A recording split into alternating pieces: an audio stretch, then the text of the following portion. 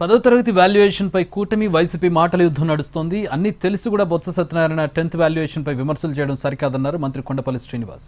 ఈ వ్యాఖ్యలకు మాజీ మంత్రి బొత్స సత్యనారాయణ కౌంటర్ ఇచ్చారు. ఈ ప్రభుత్వానికి విద్యాశాఖపై చిత్తశుద్ధి లేదన్నారు.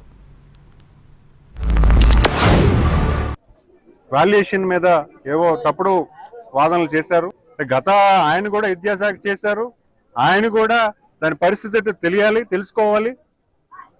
తెలియకపోతే గతం చూసుకొని అక్కడ డిపార్ట్మెంట్ లో గతంలో ఏం జరిగింది కూడా ఆయన కూడా విశ్లేషణ చేసుకొని ఒక మాట ఇచ్చుంటే బాగుండేది.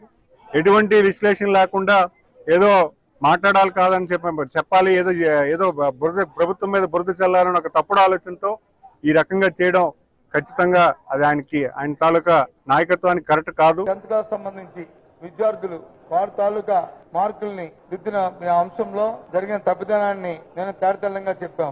ఇవాళ రోజున పత్రికలో చూసాం. మళ్ళీ అదే ఈనాడు పత్రికలో